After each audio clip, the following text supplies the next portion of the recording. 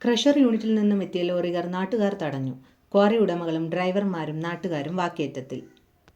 കുറ്റിച്ചൽ ഗ്രാമപഞ്ചായത്തിൽ പ്രവർത്തിക്കുന്ന ശംഭു താങ്ങിയിൽ ബിഷപ്പിന്റെ എസ്റ്റേറ്റിൽ പ്രവർത്തിക്കുന്ന സിറ്റി റോക്ക് എന്ന പാറക്കൂറിയിൽ നിന്നും എത്തിയ ലോറികളാണ് സ്ത്രീകൾ ഉൾപ്പെടെയുള്ള നാട്ടുകാർ തടഞ്ഞത്.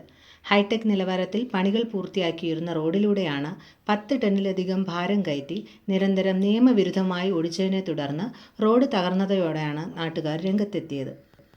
പരിസ്ഥിതി ലോല പ്രദേശത്താണ് ക്വാറി പ്രവർത്തിച്ചു വരുന്നത്. ശംഭു താങ്ങിയിൽ അമിതഭാരം കയറ്റിവരുന്ന ലോറികൾ കോർട്ടൂർ റോഡിലെ ചപ്പാത്ത് വഴിയാണ് വരുന്നത്. ചപ്പാത്തിലെ പാലത്തിനും ബലക്ഷയം സംഭവിച്ച നിലയിലുമാണ്. പുലർച്ചെ മുതൽ വരിവരിയായാണ് ടിപ്പർ ലോറിയുടെ ഓട്ടം തുടങ്ങുന്നത്. മറ്റ് വാഹനങ്ങൾ കടന്നു പോകാനും കഴിയാത്ത തരത്തിലാണ് വാഹനങ്ങളുടെ പോക്ക് എന്നാണ് പറയുന്നത്.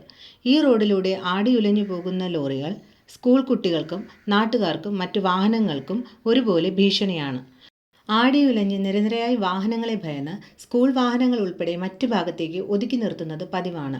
റോഡിന്റെ കാലാവധി കഴിയുന്നതിന് മുൻപ് റോഡ് തകർന്നതിനെ തുടർന്ന് സ്വകാര്യ വ്യക്തിക്ക് റോഡ് പണിയാൻ PW കത്ത് നൽകിയതിൽ ശക്തമായ പ്രതിഷേധമാണ് നടക്കുന്നത്. ഞങ്ങൾക്ക് കുട്ടികളെ കൊണ്ട് സ്കൂളിൽ പോകാനുള്ളത്. എനിക്ക് 2 പിള്ളേരുണ്ട്. അതുകൊണ്ട് ഞങ്ങൾക്ക് മാത്രമല്ല ഇഷ്ടംപോലെ അങ്ങോട്ടും ഇങ്ങോട്ടും പോകുന്നത് ഗ്യാസ് വണ്ടി പോകുന്നതാണ്. അവിടെ ഗ്യാസ് ഗോഡൗൺ ഉണ്ട്. സ്കൂൾ ബസ്സും ബസ്സുകളും മെയിൻ ബസ്സിലെല്ലാം പോകുന്ന സ്ഥലമാണത്. ചരിഞ്ഞാണ് പോകുന്നത്. എന്തെങ്കിലും സംഭവിച്ചാൽ ഇതിന് ഉത്തരവാദിത്തം ഏൽക്കൂല.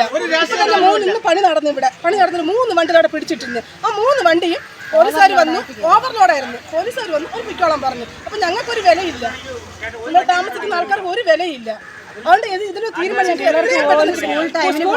നടന്ന വെള്ളത്തിൽ കൂടെ ഇറങ്ങി നടന്നാണ് പോണത്. ആ അഴുക്ക് വെള്ളത്തില് ഒരു വണ്ടി പോയാൽ പോലും സ്കൂൾ കുട്ടികൾ ഒരു മാന്യതയില്ല. അവര് വണ്ടി കൊണ്ട് പോകുന്നു, അവർക്ക് ക്യാഷ് ഉണ്ടാക്കണം. പക്ഷെ കുട്ടികൾ കഷ്ടപ്പെട്ടാണ് നടന്നു പറഞ്ഞു. അവർ 2 വീലറുകാർ അവർക്ക് ഭയങ്കര ബുദ്ധിമുട്ടാണ് പോകാനായിട്ട്. അവിടെ നമുക്ക് ഒരു തീരുമാനം എത്രയും പെട്ടെന്ന് ചെയ്തു തന്നേ പറ്റൂ. എൻ്റെ പേര് അശ്വതി.